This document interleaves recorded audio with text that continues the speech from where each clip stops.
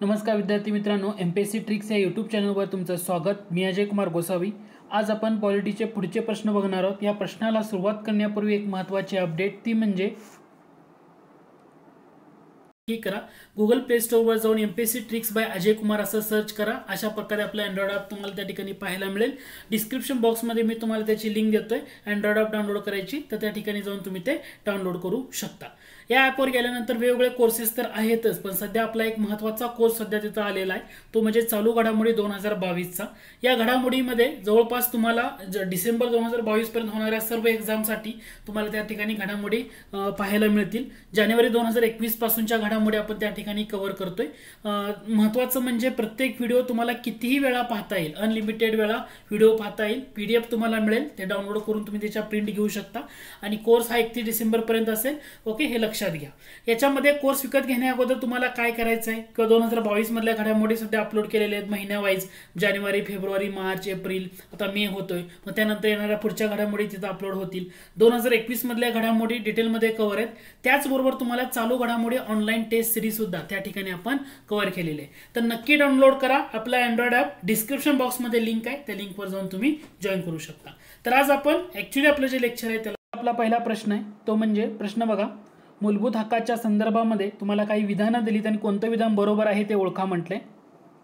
आता या विधानामध्ये पहिलं विधान आहे ते न्यायालयामार्फत प्रत्यक्षात आणता येतात। आता मूलभूत हक्क न्यायालयामार्फत प्रत्यक्षात आणता येतात म्हणजे न्यायप्रविष्ट डेफिनेटली आहेत। ते निरंकुश व अनिर्बंध आहेत म्हणजे हे विधान चुकीचं आहे। सगळे निरंकुश आहेत का किंवा अनिर्बंध आहेत का? नाही। काही हक्क वगळता राष्ट्रीय आणीबाणीच्या काळात ते स्थगित करता येतात, डेफिनेटली बरोबर आहे। 19, 20, 21 म्हणजे बाह्य आणीबाणी असेल तर कोणते हक्क राहतील किंवा अंतर्गत आणीबाणी असेल तर कोणते हक्क राहतील, हे डिस्ट्रीब्युशन केलेलं आहे ना, त्याच्यामुळे काही हक्क वगळता राष्ट्रीय आणीबाणीच्या काळात ते स्थगित करता येतात, तर हे तुमचं बरोबर आहे। आणि चौथं विधान आहे की ज्या विधानावर एमपीएससी मध्ये बऱ्याच वेळा वेगवेगळ्या पद्धतीनं प्रश्न विचारला जातो, ते विधान बघा, ते केवळ भारतीय नागरिकांसाठी आहेत। तुम्हाला मी याच्या अगोदरही सांगितले की भारतीय नागरिकांसाठी असलेले हक्क कोणते, 5 कलम लक्षात ठेवायची। केवळ भारतीय नागरिक, भारतीय नागरिक पण शब्दप्रयोग मी वापरतोय केवळ, म्हणजे त्या ठिकाणी परकीय नागरिकांना रोल असणार आहे का? नाही। त्याचे आर्टिकल लक्षात घ्यायचे, आर्टिकल 15, आर्टिकल 16, 29, 19, 29 आणि 30। ही जी 5 आर्टिकल आहेत ना, या 5 आर्टिकल मधले अधिकार हे केवळ भारतीय नागरिकांना आहेत। आता मूलभूत हक्कामध्ये सगळेच येतात का? ह्याच्यामध्ये तुम्हाला घटक लक्षात आला पाहिजे, सगळे अधिकार आहेत ना, 14, 15, 16, 17, 18, 19, त्याच्यामुळे केवळ भारतीय नागरिकांसाठी जे विधान म्हटले हे डोळे झाकून तुमचं चुकीचं ठरते। जर तुम्हाला हे लक्षात आलं हे ड जाते, हे ड जाते आणि अ आणि क बरोबर आहे म्हणजे पर्याय क्रमांक 3 हे तुमचं करेक्ट आन्सर आहे, हे थोडंसं लक्षात घ्या। त्यानंतर पुढचा प्रश्न आहे, भारतीय राज्यघटनेच्या अनुच्छेद 51 मध्ये म्हटले आहे की राज्य हे डॅश डॅश यासाठी प्रयत्नशील राहील। आता हा जो पॉईंट आहे ना, हा पॉईंट एमपीएससीनं खूप वेळा विचारलेला आहे, याच्यावर वेगवेगळ्या पद्धतीनं प्रश्न विचारलेत। जेव्हा तुम्हाला भारतीय राज्यघटनेचं आर्टिकल 51 म्हटलं जातं, आर्टिकल 51 मध्ये राज्य कशासाठी प्रयत्नशील राहील असं म्हटलेलं आहे, तर त्याच्यामध्ये पहिला मुद्दा येतो, एकूण 4 गोष्टी तुम्हाला याच्यामध्ये लक्षात ठेवाव्या लागतात आणि या 4च्या बाहेर एमपीएससी विचारत नाही, पण वेगवेगळ्या पद्धतीनं प्रश्न विचारला जातो। पहिला मुद्दा आहे की राज्यानं काय केलं पाहिजे, तर जे आंतरराष्ट्रीय शांतता व इथे दिले बघा, आंतरराष्ट्रीय शांतता व सुरक्षितता आहे ना, याचं संवर्धन केलं पाहिजे। आंतरराष्ट्रीय शांतता व सुरक्षिततेचं संवर्धन करणं ही पहिली गोष्ट। दुसरं म्हणजे राष्ट्रामध्ये न्यायसंगत व सन्मानपूर्वक संबंध राखणे ही दुसरी गोष्ट। आंतरराष्ट्रीय तंटे लवादामार्फत मिटवण्यास प्रोत्साहन देणे तिसरी गोष्ट। आणि चौथी गोष्ट याच्यामध्ये येते ती म्हणजे आंतरराष्ट्रीय कायद्यांचा आदर राखणं। शॉर्टमध्ये सांगतोय मी, आंतरराष्ट्रीय कायद्यांचा आदर राखणं हे 4 गोष्टी येतात। मी परत एकदा का सांगतोय, कारण पुढे तुम्हाला जेव्हा प्रश्न येईल तेव्हा तुम्हाला याच्यामध्ये कन्फ्यूज केलेलं आहे। पॉईंट काय सांगतोय लक्षात घ्या, भारतीय राज्यघटनेच्या अनुच्छेद 51 मध्ये असं म्हटलंय की राज्य हे खालील गोष्टीसाठी प्रयत्नशील राहील। पहिली गोष्ट आंतरराष्ट्रीय शांतता व सुरक्षितता, हे लक्षात ठेवायचं, शांतता व सुरक्षितता संवर्धन करणं। त्याच्यानंतर राष्ट्रामध्ये म्हणजे दोन्ही देशामध्ये किंवा राष्ट्रामध्ये म्हणजे अनेक येऊ शकतात, न्यायसंगत व सन्मानपूर्वक संबंध राखणे। ओके, आणि तिसरी गोष्ट येते आंतरराष्ट्रीय तंटे जे असतात ना, तर ते ट्रिब्युनल किंवा लवाद जे असतात ना त्यांच्या मार्फत मिटवण्यास प्रोत्साहन देणे। आणि चौथं येतं आंतरराष्ट्रीय कायद्यांचा आदर। ह्या 4 गोष्टी लक्षात आल्या पाहिजेत, शांतता, सुरक्षितता, राष्ट्रामध्ये न्यायसंगत व सन्मानपूर्वक संबंध तंटे लवादामार्फत आणि आंतरराष्ट्रीय कायद्यांचा आदर. याच्यामुळे इथं ब हा घटक येणार आहे का? येणार नाही. अ क ड हे तुमचं काय असलं पाहिजे? उत्तर असलं पाहिजे. याच्यावर एमपीएससी वेगवेगळ्या पद्धतीने विचारते. आता हाच घटक जर तुम्ही इंग्रजीमध्ये बघितला तर तुमच्या आणखी लक्षात येईल. आता इंग्रजीमध्ये तुम्हाला या ठिकाणी एवढंच फक्त लक्षात ठेवायचं आहे, to promote the international peace and justice. International peace and justice. त्याच्यानंतर justice full and respect to each other relationship between state. राष्ट्रामध्ये न्यायसंगत व सन्मानपूर्वक संबंध राखणे. आणि solving international disputes through peacefully international means. म्हणजे तुमच्या तंटे लवादामार्फत मिटवण्यास प्रोत्साहन देणे. आणि चौथा घटक याच्यामध्ये येतो, जे आंतरराष्ट्रीय कायदे असतात ना, या आंतरराष्ट्रीय कायद्यांचा आदर राखणे. हे तुमच्या इथं लक्षात आलं पाहिजे. त्यानंतर पुढचा प्रश्न होता, भारतीय संविधानाच्या कोणत्या कलमात समान नागरी कायद्याची तरतूद. हे तुम्हाला सांगायची गरज आहे का? कलम 44. त्यानंतर या टाईपच्या प्रश्नावर एमपीएससीमध्ये बऱ्याच वेळा प्रश्न येऊन गेलेला आहे. तो पॉईंट असा आहे, हे बघून घ्या. तुम्हाला जोड्या जुळवून दिलं तर कलम दिली जातात. गो हत्या प्रतिबंध म्हटलं की कलम तुमचं 48 हे डोळे झाकून तुमच्या लक्षात आलं पाहिजे. समान नागरी कायदा म्हटलं की कलम 44 लक्षात येतेच. ग्रामपंचायतीची स्थापना म्हणजे कलम 40. म्हणजे तुम्हाला न्यायपालिकेस कार्यपालिकेपासून वेगळं करणं म्हणजे कलम 50. आणि ही जोडी कुठं जुळते आहे? 1 ला 4, 2 ला 1. 4 आणि 1 या ठिकाणी दिसतंय, म्हणजे पर्याय क्रमांक 2 करेक्ट आन्सर. आता तुम्हाला हा प्रश्न बघितल्यानंतर मगाशी मी जो मुद्दा सांगितला तुम्हाला की भारतीय राज्यघटनेच्या अनुच्छेद 51 मध्ये राज्य डॅश डॅशसाठी प्रयत्नशील राहील. मी तुम्हाला 4 गोष्टी म्हटल्या. प्रश्न बघा, आंतरराष्ट्रीय संबंधातील वर्तनाबाबत खालीलपैकी कोणत्या मार्गदर्शक तत्वांचा समावेश राज्यघटनेत झालेला किंवा झालेला नाही हे ओळखा. त्याच्यामध्ये 4 गोष्टी आपण काय बघितल्या? राष्ट्रामध्ये न्यायसंगत व सन्मानपूर्वक संबंध राखण्यास मदत करणे, डेफिनेटली बघितलं. आंतरराष्ट्रीय कायदा व तह यामधल्या कर्तव्याचा मान राखणं म्हणजे आंतरराष्ट्रीय कायद्याचा आदर करणं. आंतरराष्ट्रीय तंटे लवादामार्फत मिटवण्यास प्रोत्साहन देणं हे बघितलं. पण त्याच्यामध्ये असं होतं का निशस्त्रीकरणासाठी कार्य करणं? डेफिनेटली नाही. याचा अर्थ पर्याय क्रमांक 4 हे तुमचं उत्तर येणार आहे का? नाही. यामध्ये राहिलं कोणतं? आंतरराष्ट्रीय म्हणजे तुमचं जे राष्ट्रामध्ये शांतता व सुरक्षितता यांचं संवर्धन करणं. शांतता व सुरक्षितता हा घटक फक्त राहिला. म्हणजे भारतीय राज्यघटनेच्या कलम 51 मध्ये आंतरराष्ट्रीय संबंधातल्या वर्तनाबाबत राज्य खालील गोष्टीसाठी प्रयत्नशील राहील. आणि शांतता सुरक्षितता, राष्ट्रामध्ये न्यायसंगत व सन्मानपूर्वक संबंध, आंतरराष्ट्रीय कायदा व तह म्हणजे आंतरराष्ट्रीय कायद्याचा आदर राखणं, आंतरराष्ट्रीय तंटे लवादामार्फत मिटवणं. त्याच्यामध्ये निशस्त्रीकरणासाठी कार्य करणं किंवा अशा ज्या गोष्टी दिल्या जातात हे यामध्ये येणार नाहीत. त्याच्यानंतर भारतीय राज्याच्या धोरणाच्या मार्गदर्शक तत्वावरील भाष्ये आणि भाष्यकार हे बऱ्याच वेळा विचारलं जातं. आता यातलं तुम्हाला जोड्या लावताना काही घटक आहे, जसं मार्गदर्शक तत्वाबाबत बँकेच्या सोयीनुसार वटवता येणारा चेक असं कोणी म्हटलं तर तुम्हाला डोळे झाकून यामध्ये माहीत असतं की हे कोणी म्हटलेलं आहे. आता अशा टाईपचे प्रश्न एमपीएससीमध्ये तुम्हाला एक जरी जोडी लावता आली तर तुम्ही त्याचं उत्तर देऊ शकता. तुम्हाला माहिती आहे ना, बँकेच्या सोयीनुसार वटवता येणारा चेक म्हणजे हे के.टी. शहा यांनी म्हटले. म्हणजे अ ला 2 कुठं आहे? अ ला 2 हे फक्त पर्याय क्रमांक 3 मध्येच आहे. म्हणजे हे डोळे झाकून तुमचं उत्तर आहे. पण मी तुम्हाला म्हणतो की इतर ज्या गोष्टी आहेत ना ते तुम्ही थोडंसं लक्षात घ्या.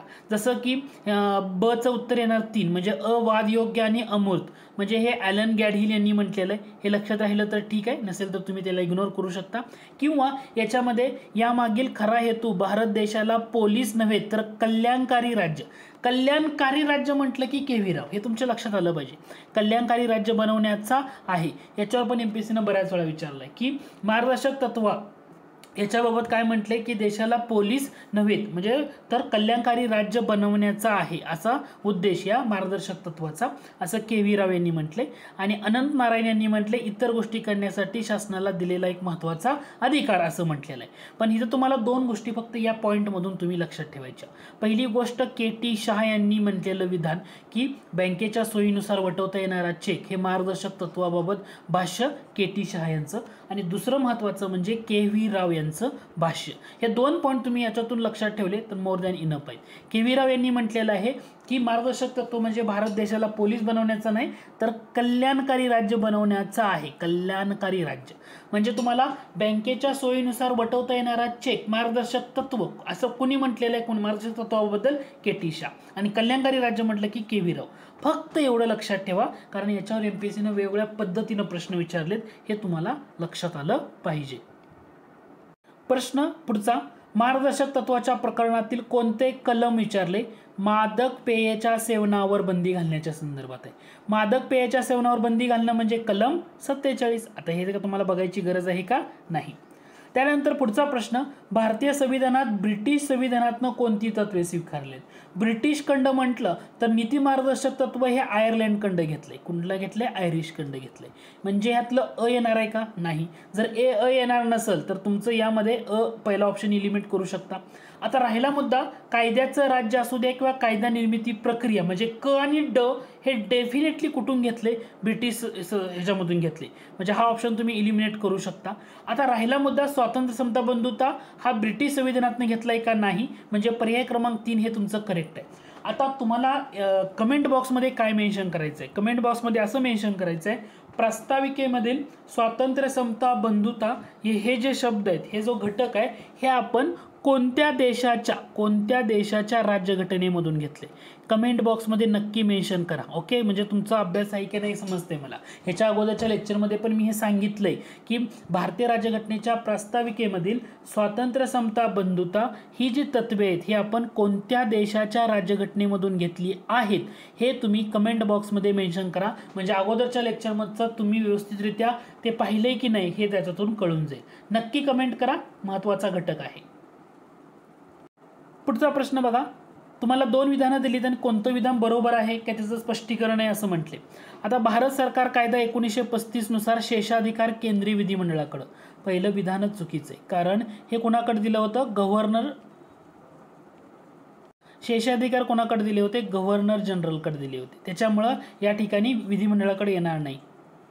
म्हणजे पहिलं विधान चुकीचं आहे. म्हणजे अ हे चूक आहे हे तुमच्या लक्षात आलं कारण इथं सगळीकडे बघा अ बरोबर आहे, दोन्ही बरोबर आहे, दोन्ही बरोबर आहे.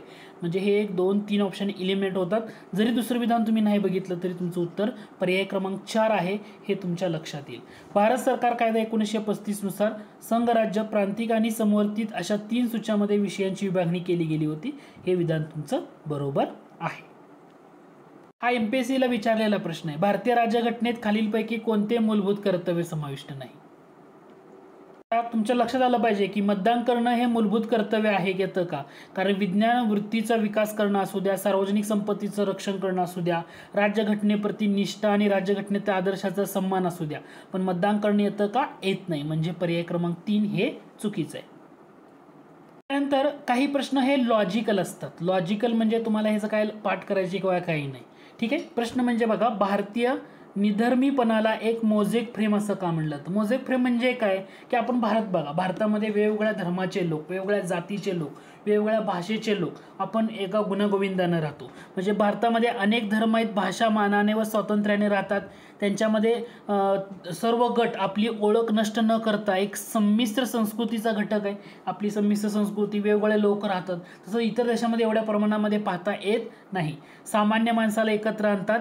आणि दुसरं सगळ्यात महत्त्वाचं म्हणजे भारताला कोणत्याही धर्माला राज्यधर्माचं स्थान आहे का? तर नाही. म्हणजे इथलं बरीलपैकी सर्व तुमच्या लक्षात आलं असेल. हा लॉजिकल टाईपचा प्रश्न होता. अशा टाईपचे प्रश्न सुद्धा एमपीएससी मध्ये विचारले जातात, फक्त माहीत असू द्या. पुढचा प्रश्न आहे, युद्ध, परकीय आक्रमण किंवा लष्करी उठाव यामुळे निर्माण होणाऱ्या आणीबाणीच्या परिस्थितीत तोंड देण्यासाठी घटनेने केंद्र शासनाला कोणते विशेषाधिकार दिले? समजा युद्ध किंवा परकीय आक्रमण म्हणजे तुम्हाला लक्षात आलं असेल की जर बाह्य आणीबाणी लागू झाली का आणीबाणीच्या काळामध्ये केंद्र शासनाला घटनेने काही अधिकार दिले. समजा केंद्र सरकारला असं वाटलं केंद्र आणि राज्य सरकारचं जे महसूल आहे तर याच्यामध्ये काही तरतुदी किंवा याच्यामध्ये बदल करायचा असेल तर याच्यामध्ये केंद्र बदल करू शकतं. म्हणजे केंद्र आणि राज्य सरकारच्या महसूल वाटपाच्या संदर्भात केंद्राला महत्त्वाचा अधिकार मिळाला आहे. केंद्र त्याच्यामध्ये बदल करू शकतं. किंवा केंद्र काय करू शकतं, राज्यांना त्यांचे कार्यकारी अधिकार वापरण्यासंदर्भात केंद्र त्या ठिकाणी राज्यांना आदेश सुद्धा देऊ शकतं. म्हणजे जर युद्ध, परकीय आक्रमण किंवा सशस्त्र उठाव यामुळे निर्माण होणाऱ्या परिस्थितीला तोंड द्यायचं असेल तर केंद्राला वेगवेगळे अधिकार दिलेले आहेत. तसंच राज्यसूचीमधला एखादा विषय असेल तर त्या राज्यसूचीमधल्या कोणत्याही विषयावर, कोणत्याही म्हणतोय शब्दप्रयोग महत्वाचे, राज्यसूचीमधल्या कोणत्याही विषयावर संसद काय करू शकते, कायदे करू शकते, हा सुद्धा केंद्र सरकारला मिळालेला अधिकार आहे. फक्त यामध्ये काय होत नाही तर केंद्र उच्च न्यायालयाचे जे न्यायाधीश असतील किंवा राज्य सरकारच्या कर्मचाऱ्यांचे असतील तर त्याच्यामध्ये कपात करण्याचे आदेश देऊ शकत नाही. हे तुमच्या इथं लक्षात आलं पाहिजे. म्हणजे युद्ध, परकीय आक्रमण किंवा सशस्त्र उठाव यामुळे निर्माण होणारी जी आणीबाणी असेल तर त्याला तोंड देण्यासाठी या गोष्टी महत्त्वाच्या आहेत. त्याच्यामुळं या प्रश्नाचं उत्तर अ, ब, क म्हणजे पर्याय क्रमांक 3 हे तुमचं डेफिनेटली काय असणार आहे, बरोबर असणार आहे. त्यानंतर पुढचा प्रश्न आहे. आता हा प्रश्न एमपीएससीने आतापर्यंत अशा टाईपच्या प्रश्नपत्रिकेमध्ये विचारला नाही, पण याचा संदर्भ बऱ्याच ठिकाणी आहे. प्रश्न बघा, सिंपलशी विधान आहेत, फक्त मला यामध्ये काही घटक तुमच्या लक्षात येणं गरजेचं आहे. जसं ब्रिटनमध्ये विधिनियमात न्यायालयीन पुनर्विलोकनाची परवानगी नाही. ब्रिटनमध्ये आहे का? नाही. पहिलं विधान बरोबर आहे. जेथे न्यायालयीन पुनर्विलोकनाबाबत कोणतीही मर्यादा नाही अशा अमेरिकेच्या न्यायसंस्थे इतकी भारतीय न्यायसंस्था श्रेष्ठ नाही. आता या दोन्ही विधानामध्ये तुमचं लक्षात घ्या, दोन्हीही विधानं काय आहेत, बरोबर आहेत. म्हणजे ब्रिटनमध्ये, in Britain no judicial review of legislation is permitted, म्हणजे ब्रिटनमधल्या विधिनियमात न्यायालयीन पुनर्विलोकनाची परवानगी नाही, हे विधान बरोबर आहे. आणि जेथे न्यायालयीन पुनर्विलोकनाबाबत कोणतीही मर्यादा नाही अशा अमेरिकेच्या न्यायसंस्थे इतकी भारतीय न्यायसंस्था श्रेष्ठ नाही. न्यायसंस्थेबाबत श्रेष्ठतेच्या गोष्टी जर केल्या तर अमेरिकेची अव्वल आहे असं म्हटलं जातं. त्यामुळे इथं दोन्ही विधानं काय असणार आहे, दोन्ही विधानं बरोबर असणार आहेत.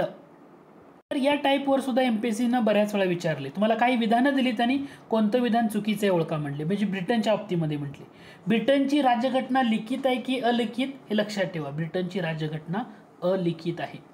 ब्रिटनमध्ये कोण सर्वोच्च आहे, जसं भारतामध्ये बघा जनता सर्वोच्च, जनता सगळ्यात महत्त्वाची, तसं ब्रिटनमध्ये संसद काय असणार आहे, सर्वोच्च आहे. आपल्यामध्ये राज्यघटना महत्त्वाची, तसं ब्रिटनमध्ये काय आहे, संसद सर्वोच्च आहे. आणि ब्रिटनची घटना सर्वात अधिक काय आहे, लवचिक आहे. हे मुद्दे फक्त लक्षात ठेवा, कोणतंही चुकीचं नाही. एमपीएससीने या टाईपवर किंवा या पॉईंटवर प्रश्न विचारलाय. ब्रिटनची राज्यघटना म्हटलं अलिखित, अनरिटन कॉन्स्टिट्यूशन, सर्वोच्च कोण आहे, पार्लमेंट इज सुप्रीम, आणि घटना कशी आहे तर ही most flexible. Britain has the most flexible form of constitution. ही तिन्ही विधानं महत्त्वाची आहेत. एमपीएससी काय करते बऱ्याच वेळा, अमेरिका आणि ब्रिटन आणि भारत या तिन्ही देशाच्या राज्यघटनेमध्ये ना कंपॅरेटिव्हली प्रश्न विचारते. तर याच्यामध्ये यावरही प्रश्न विचारलाय, पण वेगवेगळ्या छोट्या छोट्या पॉईंटमध्ये. ब्रिटनची राज्यघटना लिखित आहे, ब्रिटनमध्ये जनता सर्वोच्च आहे, तर लक्षात काय ठेवायचं, ब्रिटिश राज्यघटना अलिखित, संसद सर्वोच्च, आणि घटना सर्वात मोस्ट फ्लेक्झिबल म्हणजे सर्वात अधिक लवचिक आहे. हे मुद्दे तुमच्या या ठिकाणी लक्षात येणं गरजेचं आहे. पुढचा प्रश्न बघा, प्रश्न होता भारतीय राज्यघटनेच्या मूलभूत चौकटीच्या तत्वातून काय व्यक्त होतं. म्हणजे बेसिक स्ट्रक्चर ऑफ कॉन्स्टिट्यूशन, म्हणजे बेसिक स्ट्रक्चर म्हणजे काय की आपल्या भारतीय राज्यघटनेमध्ये अशी काही वैशिष्ट्ये असतात ती तुम्ही कधीही रद्द करू शकत नाहीत. कारण भारतीय राज्यघटनेची काही वैशिष्ट्ये अत्यंत आवश्यक असतात, ती केव्हाच रद्द करता येणार नाहीत. हे बेसिक स्ट्रक्चर ऑफ कॉन्स्टिट्यूशन. याच्या संदर्भातली सगळ्यात महत्त्वाची केस होती केशवानंद भारती केस. जसं आपण पुढं प्रश्न येईल ना त्या बाबतीमध्ये या केशवानंद भारती केस आणि इतर जे मुद्दे आहेत ना त्यावर आपण डिस्कशन करणार आहोत.